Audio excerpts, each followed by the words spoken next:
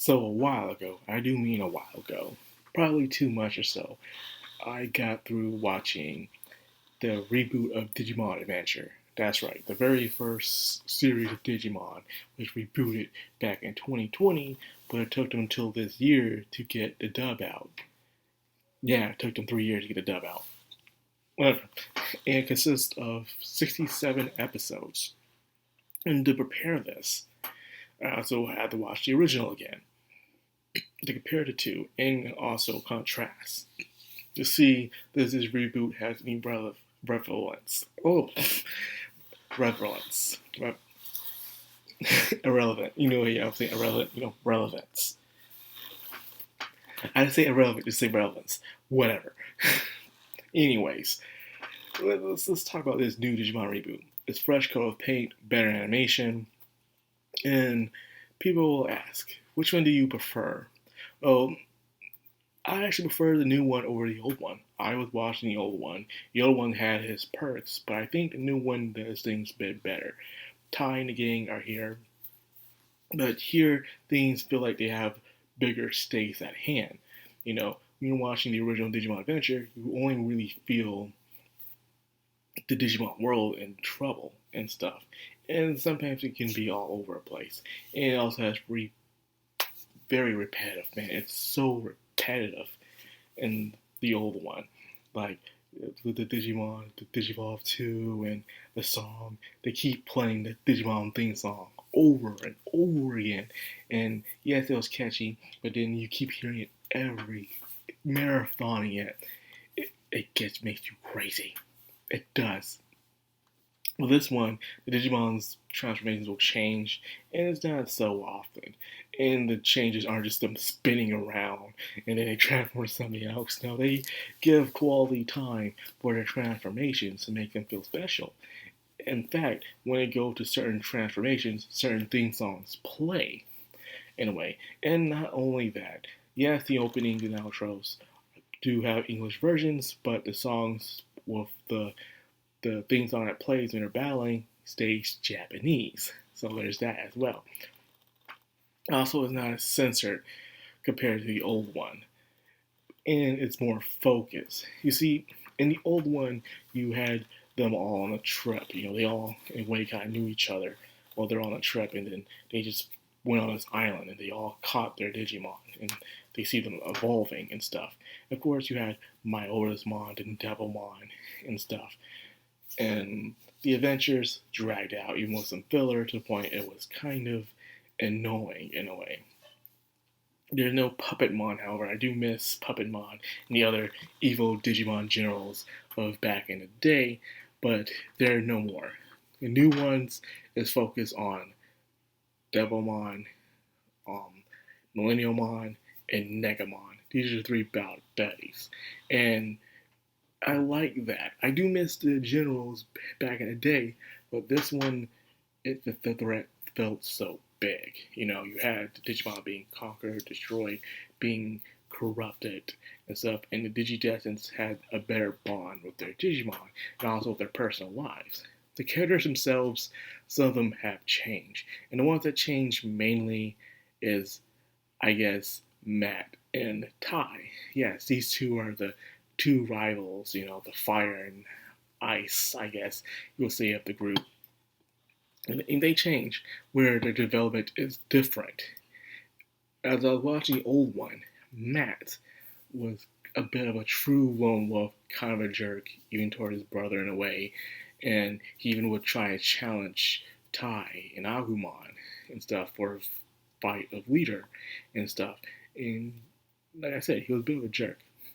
Where Tai was a jerk in his own way, where he got being appointed leader gave him a big head, and he was very an egomaniac in a way, and very misunderstanding of other people would cause Agumon becoming Skull Greymon.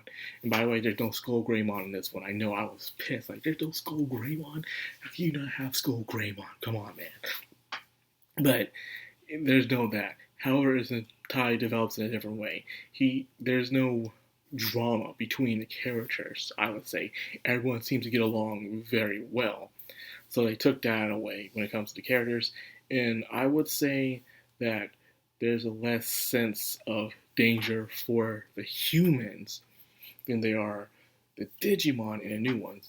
In the old one, it felt like anyone could die in the old one. I would say that there's a bigger risk of danger. Anyone could die in the old one.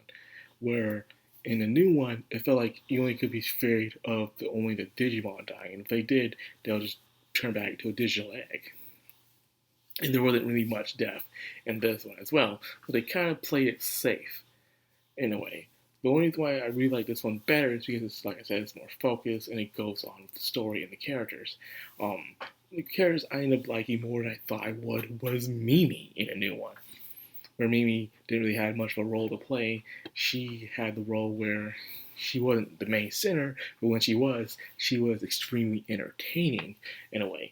No matter where she went, she was always the boss, the CEO, the president, the princess, the queen, the captain.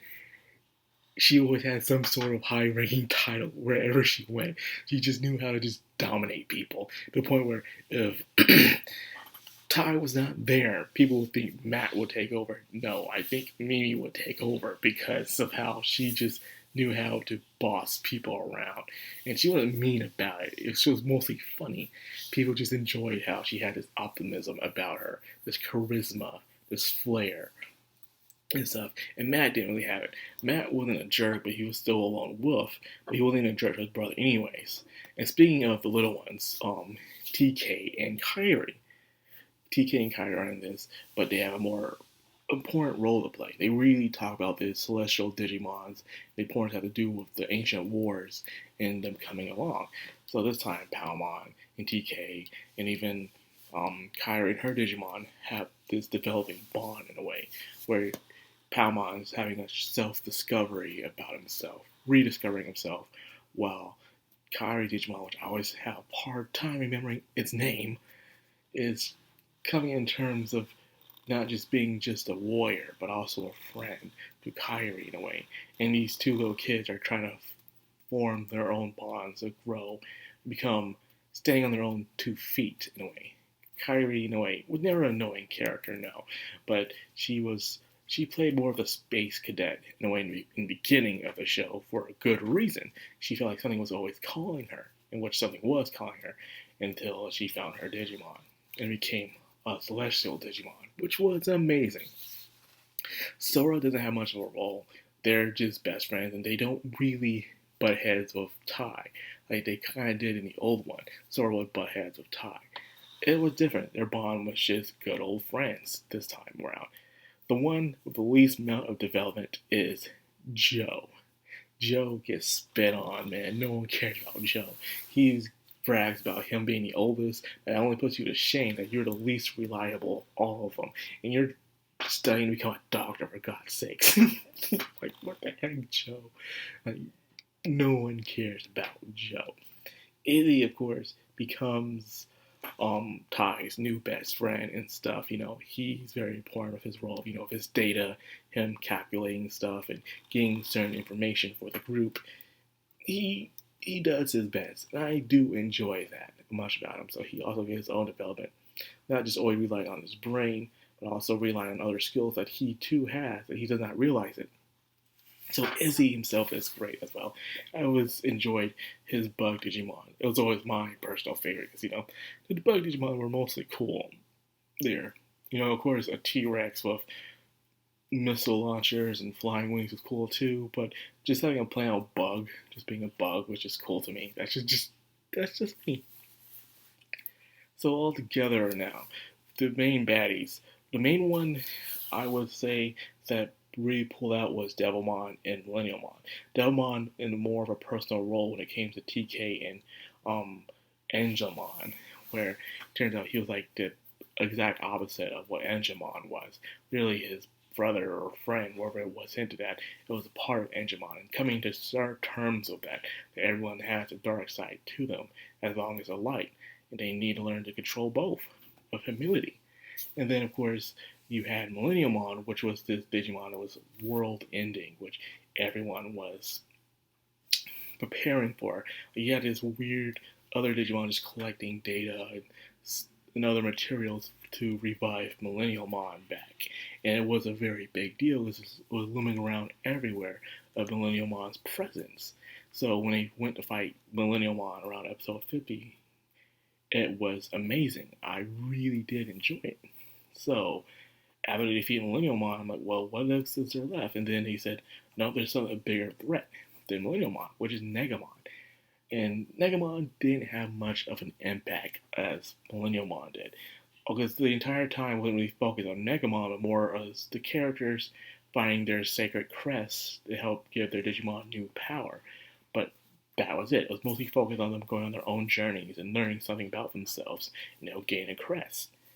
That was okay, but it didn't make Negamon much of a big threat. It just like, oh, something's coming, but that's it. No one knew. There was no influence. There's nothing around. It's like, doom and gloom or anything. It was just people mainly, as they're traveling around, trying to clean up the mess that Millenniumon left, more than anything.